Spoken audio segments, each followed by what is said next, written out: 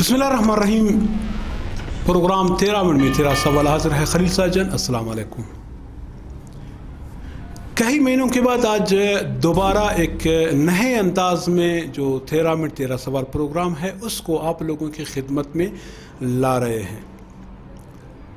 जैसे मैं अपने हर प्रोग्राम में यही कहता हूं कि अगर मैं किसी पॉलिटिशियन का, समाजी कारकुन का या जिसका भी इंटरव्यू करूं, इसका मकसद हमारा यह है कि जो हमारे बलूचिस्तान में जो मौजूदा मसले मसाइल है आया वो किस तरह उजागर हो सकते हैं, और उजागर होने के बाद आया उसका हल कैसा है, आया वो किस तरह हल हो पाएंगे।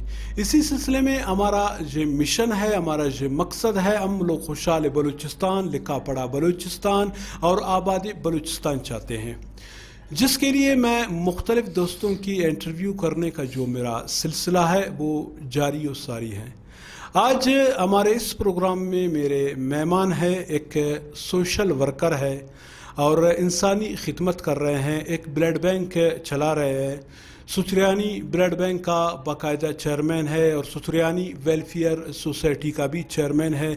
दिन हो या रात हो, जब भी किसी को ज़रूरत पड़े, खून की ज़रूरत पड़े या कोई दूसरे मसले मसाइल हो, वो बिला रंग व नस्ल, मज़हब, ज़ुबान, कौम सबसे हटके उसकी खिदमत के लिए वहाँ पर पहुँच जाता है। हमारा आज का मेहमान है सरदार अब्दुल रज़ाक सुथरियानी साहब। सर, सबसे पहले मैं आपका शुक्रिया अदा करता हूं कि आप हमारे ये गालिबन चौथा प्रोग्राम है, आप इसमें आ जाते हो। जो आपकी राय है, जो आपका विज़न है, जो आपका मकसद है, वो हमारे साथ या हमारे अवाम के साथ आप शेयर करते हो। आज मैं सबसे पहले आपसे अपने जो हमारे वफाकी हुकूमत है या सूबाई हुकूमत है उसकी कारकर्दगी आप कैसे देख रहे हो? औज़ुबिल्लाहि मिनश्शैतानिर्रजीम, बिस्मिल्लाहिर्रहमानिर्रहीम। खलील साजन साहब, मैं आपका मशकूर हूँ जो आप अवामी मसाइल को उजागर करने के लिए हमारे पास आते हैं या कभी हमें आप अपने पास बुलाते हैं। मैं इस बात पे आपका मशकूर हूँ क्योंकि आप ही के ज़रिए अवामी मसाइल आपके कान तक, आपके ज़ुबान से पूरे दुनिया तक फैल जाते हैं। रहा ये जो वफाकी हुकूमत तो आजकल हर आदमी इस बात को समझता है। वफाकी हुकूमत का जो कारकर्दगी है एक साल के अंदर जितना उसने किए, हम उसको बेहतर समझते हैं। मतलब आप इसकी किस चीज़ से मुतासिर हो, किस तरह वो मतलब आपकी वो आ गया कि आप इसकी कारकर्दगी से मुतमईन हो गया? ऐसे कुछ चीज़ें हैं। मकसी साहब, आप मिनट 13 देते हो और सवालात आप 16 करते हो हमसे, तो आप खुद कंट्रोल नहीं कर सकते। सबसे पहले ये है आसान सीधे अल्फाज में, क्योंकि हम पाकिस्तान में सारे पढ़े लिखे भी नहीं हैं और सारे सरकारी काम के साथ वाबस्ता नहीं हैं। हम में चरवाहा भी है, चौकीदार भी है, गरीब लोग हैं। तो मैं आसान ज़बान में कहता हूँ आपको कि सबसे पहले मुझे, हालांकि मैं पीछे से मेरा ताल्लुक़ नहीं है, मैं किसी सियासी पार्टी में शामिल होना ही नहीं चाहता हूँ। हाँ, मैं एक आज़ाद हैसियत से लड़ता रहता हूँ इलेक्शन में, अगर ज़िंदा रहा। अगर जो मिला नहीं मिला वो तो नसीब की बात है। सबसे पहले मैं ये कहता हूँ, जो वज़ीर आज़म पाकिस्तान इमरान ख़ान ने हमारे कौमी लिबास में मलबूस जाके अमेरिका के सदर से गुफ्तगू की और जनरल असम्बली में उठ के इसी हमारे इन कपड़ों में, ना पैंट शर्ट पहना ना कुछ किया, इसमें बात किया। इस सबसे पहले ये है। और दूसरी बात, इसके साथ साथ जिस कपड़ों में और जिस अंदाज से वो गए हैं, किस लिए गए, हमारा जो है हमारे इस भाई, इस टाइम भाइयों के ऊपर खूनरेज़ी हो रही है, उनके नौजवान बच्चे शहीद हो रहे हैं, हत्ता कि 9 साला बच्चे को भी माफ़ नहीं कर रहे हैं, उनको जेलों में बंद करे। उनके उस मसले को उठा के उजागर किया, पूरे दुनिया के हर मुल्क के सामने उसको यूँ रख दिया कि हमारे भाइयों के साथ ये जुल्म हो रहा है। मैं उसके इस बात से मुतमईन। अच्छा, हम बलूचिस्तान की बात करते हैं, ज़ाहिर सी बात है हमारा ताल्लुक़ बलूचिस्तान से है। तो यहाँ पर हमारे बलूचिस्तान में जैसे मैन जो 3 पिलर जिसको हम कहते हैं, सेहत है, तालीम है, स्पोर्ट्स है, आया यहाँ पर जो हमारे मौजूदा हुकूमत इसके ऊपर किस हद तक काम कर रहे हैं? काम लग नहीं रहा भाई। आप यही सवालात करते हैं। अभी पिछली इंटरव्यू में आपने मुझसे पूछा था कि भाई सबसे पहले तो अगर मैं एक बात कहूँ तो मेरे साथ मुनासिब नहीं है, जो शायद पिछले गवर्नमेंटों ने बात का सारे काम मुकम्मल किए, इसके लिए काम क्यों नहीं बचाओ, कोई नहीं बचा होगा। मैंने पिछले इंटरव्यू में अर्ज़ किया था, जो हमारे जो असातिज़ा है मौजूदा, आप इनकी पहले तरबियत करें। ان کے ذریعے سے تربیت ہمارے بچوں کی ہوتی ہے. ہمارے بچوں کی جو تربیت ہوتی ہے وہ پھر اس ملک کی خدمت میں لگ جاتے ہیں, بھاگ دوڑ میں لگ جاتے ہیں. آپ کسی سرکاری یا کسی پرائیویٹ اسکول کے کسی ٹیچر سے آپ پوچھو, جو کلاس جو پیریڈ وہ لے رہا ہے وہ اس کو خود پڑھنا نہیں آتا, کوئی کام نہیں ہوا ہے. ہمارے صحت پہ کام نہیں ہوا ہے. ابھی میں نے پہلے عرض کیا تھا سریا میں ہم تو صرف انٹرویو دینے, ہمارا مقصد یہ نہیں جو آپ ہمارے تصویر لے لیں شائع کر دیں میں خوش ہو جاتا ہوں, نہیں. ہمارے سریاب کا ابھی شیخ زید اسپتال اور ہمارے اس میں سیول اسپتال میں جنا روڈ والے میں اس میں تقریباً 8-10 کلومیٹر فاصلہ ہے. ہمارے سریاب میں کیوں اسپتال, کم سے کم صوبائی گورنمنٹ کا حق بنتا ہے ایک 50 بیڈ اگر آپ نہیں بنا سکتے 25 بیڈ کا تو اسپتال ہم اس سریاب سینٹر میں کیچی بیگ کے ایریے میں تو بنا کے دے دیں تاکہ دونوں اطراف سے اس سے لوگ فائدہ لے سکے. اتنا وہ ڈاکٹر کا خرچہ نہیں ہوتا جتنا ہم سے کرایہ لگتا ہے. کیوں ہمارے گھر میں ہمارے کیچی بیگ میں ایسا اسپتال بنے, اس ہمیں فرق نہیں ہے, اس بائی پاس پہ بنے اس پہ بنے, کم سے کم سے درمیان میں تو نہیں ہوا ہے. باقی رہا پانی تو ہمارے ساتھ آئی نہیں. پانی کا تو میں نے کیا وہ سلسلہ تو ہم سے ختم ہی ہے. ہم سریاب میں 3 دن 4 دن ٹریکٹر والے کا ہم انتظار کرتے ہیں جو واٹر سپلائی کرتے ہیں, اس کے نخرے اٹھاتے ہیں. ہم 1500-2000 تک فی ٹینکر ڈال رہے ہیں. آپ خود سوچے جو انجینئر ہے ڈاکٹر ہے جو دہاڑی پہ بیچارہ کام کرتا ہے روزانہ کرتا ہے اس کا بھی پانی کا ضرورت ہے. ابھی ایک آدمی 500-600 میں دہاڑی کر رہا ہے تو وہ بیچارہ یہ 2000 روپے ٹریکٹر کا پیسہ کہاں سے دے گا؟ اس کا تو پتہ نہیں, گورنمنٹ کو پتہ نہیں ہے یا یہ لوگ خود پانی نہیں پیتے ہیں. پانی تو ہر زندہ چیز کا ضرورت ہے. نہیں ہوا ہے کام تو میں کیا کہوں, کام تو ہوا ہی نہیں ہے. کام کے بارے میں تو آپ مکسی صاحب مت پوچھیں. اپنے سریاب کی بات کی, جہاں پر سریاب میں کئی جگہوں پہ یہ باتیں مطلب میں کہتا رہتا ہوں کہ ہمارے سریاب میں اس وقت 4 MPA ہیں, 1 MNA ہے, 1 سینیٹر ہے. یہ سب ہونے کے باوجود سریاب اب پسماندگی کی طرف جا رہے ہیں. سریاب میں کوئی ترقیاتی کام نہیں ہو پا رہے, کیا ہے یہ سوال تو آپ نے ان سینیٹروں سے, ان اراکین اسمبلی سے, ان میں ایک میری بہن بھی منتخب ہوئی ہے, یہ خصوصی جو نشست ہے یہ بھی ہمارے سریاب سے منتخب ہوئی ہے. میں کہتا ہوں یہ سوال آپ ان سے کریں. ہم وہ بھائی صاحب یہ ہمارا جو گیس کا معاملہ ہے, ہم غریب لوگ ہیں. ایک آدمی مزدوری کرے, محنت مزدوری کرے, اس کا 30,000 بل آئے گا, وہ کہاں جائے گا؟ پنجاب اور سندھ نے ان میٹروں کو ناکارہ کیا ہے, وہ اس کو قبول نہیں کر رہے.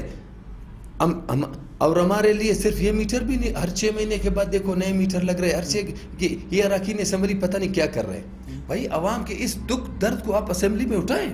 کیوں یہ میٹر, کیوں گیس کمپنی والا ناجائز کر رہا ہے, کیوں یہ میٹر ہمارے لیے فٹ ہو؟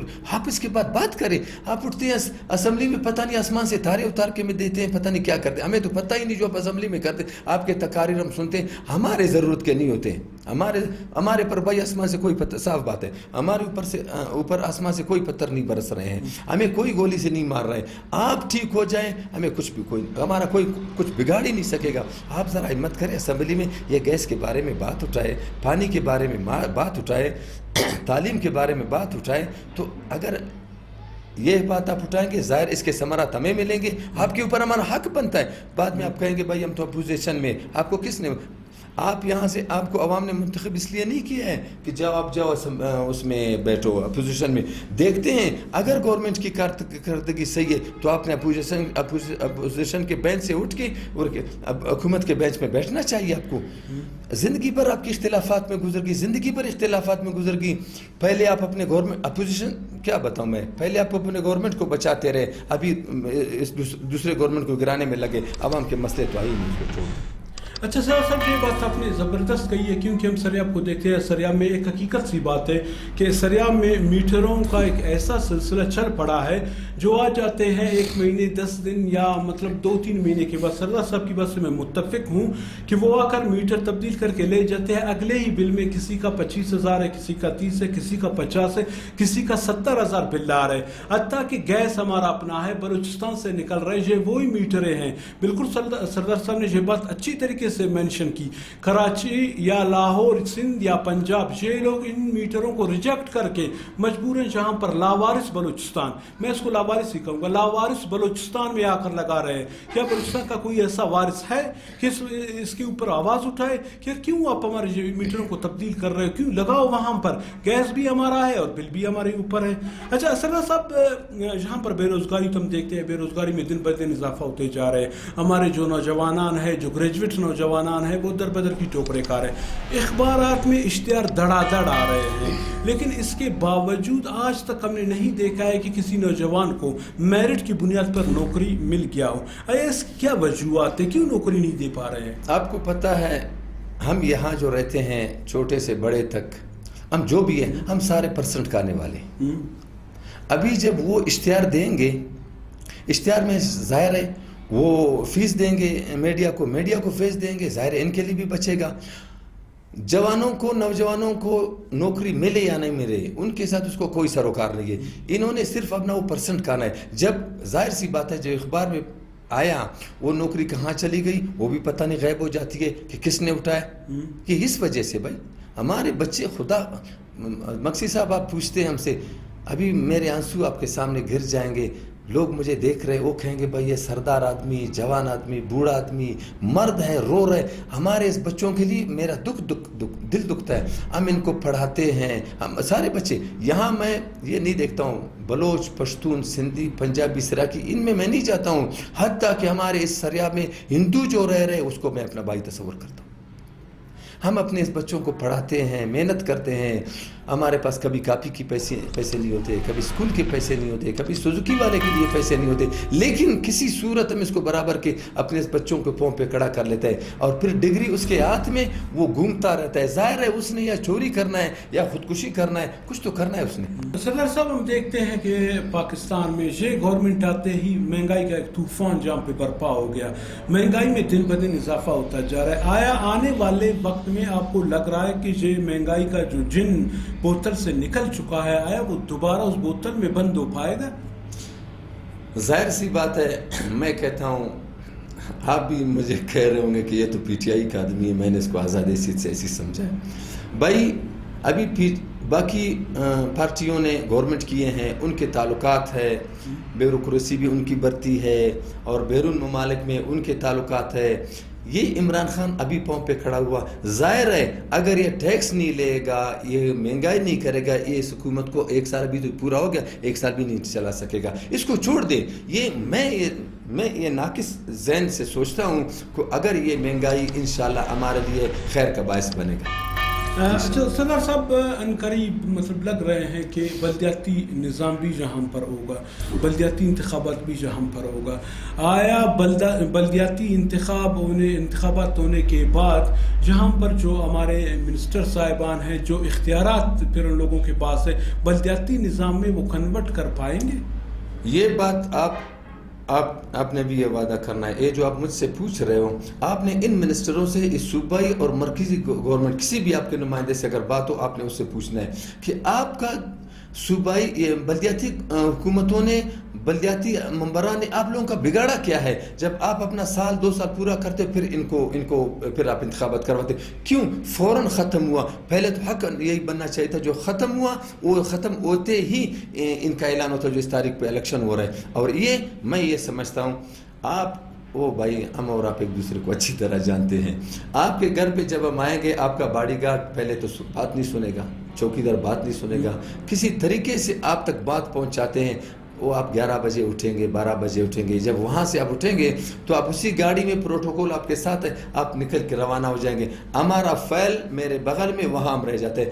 اور ان بلدیاتی ممبران کو ہم اس کے گھر کے سامنے نہیں، اس کو ہم مسجد میں دیکھتے ہیں، ہمارے ساتھ اکٹھا نماز پڑھ رہا ہے.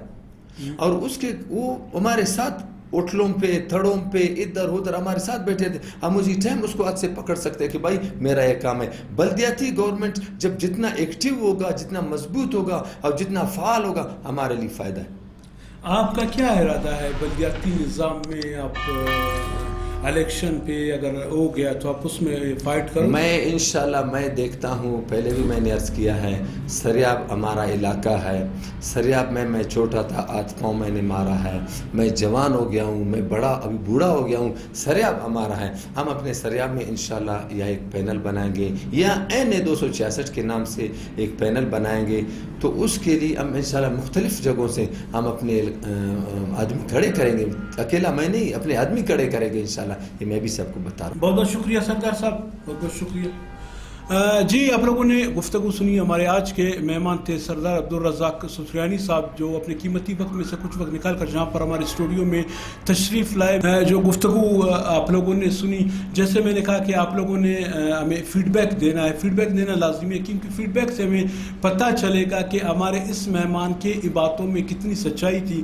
ہمارے پہلے بھی کچھ میں نے عرض کیا تھا، 4 انٹرویو میں سردار صاحب کے ساتھ کر چکا ہوں. اس کا مجھے اچھا خاصا فیڈ بیک مل گیا ہے. لاسٹ میں جاتے جاتے پھر میں یہی کہوں گا، حکومت بلوچستان کو کہوں گا، جو ارکان اسمبلی، جو 65 لوگ ہمارے اسمبلی میں بیٹھے ہوئے ہیں، جو عوام نے ان کو منتخب کر کے بھیجا ہوا ہے، میں ان لوگوں سے دوبارہ یہی کہنا چاہوں گا، خدا رے غریب کے لیے سوچے. جو ہمارے میٹر ہے، جیسے سردار صاحب نے کہا تھا، جو ہمارے میٹر ہے، ایک میٹر پہ 25,000 سے لے کر 70,000 تک بل آ رہے. ایک بندہ، ایک غریب بندہ اس کو افورڈ نہیں کر سکتا. اگر آج آپ لوگوں نے اس مسئلے پہ آواز آپ لوگوں نے اسمبلی میں نہیں اٹھائے تو کل آپ لوگ کس طرح کسی غریب کے گھر میں جا کر دوبارہ ووٹ مانگو گے؟ اس کے لیے آواز اٹھانا ہے. یہ وہی میٹریں ہیں، جیسے سردار صاحب نے کہا کہ اس کو سندھ اور پنجاب نے ریجیکٹ کیا ہوا ہے، اور ٹیسٹ کے لیے وہ ٹیسٹ، ہم لوگ ٹیسٹ ٹرانسمیشن بن چکے ہیں لوگوں کے لیے. وہ ٹیسٹ کے لیے جہاں پر ان کو بھیجا گیا ہے، ٹیسٹ ہو رہا ہے ان کے اوپر. تو خدا رہا ان کے لیے آپ لوگوں نے آواز اٹھانی ہے. اور اس کے علاوہ سریاب کی عوام، وہ کہتے ہیں تنگ آمد جنگ آمد. اگر یہی میٹروں کا سلسلہ رہا تو میں آج اپنے اسی ٹی وی چینل کے پلیٹ فارم پر آپ لوگوں سے کہنا چاہوں گا، نکلو آپ روڈوں پہ، میں آپ لوگوں کے ساتھ ہوں. ہمارے سوشل دوست ہمارے ساتھ ہیں، سردار صاحب آپ لوگوں کے ساتھ ہیں. نکلو اپنے حقوق کے لیے، اور ان لوگوں کو بتانا ہے، دکھانا ہے کہ پرسنٹیج نہیں، ہمیں انصاف چاہیے. انشاءاللہ عزیز آنے والے وقت میں پھر ایسے کسی مہمان کے ساتھ لے کر آپ لوگوں کی خدمت میں حاضر ہو جائیں گے. اس پروگرام تک کے لیے خلیل ساجن کو اجازت دیجیے. اللہ حافظ.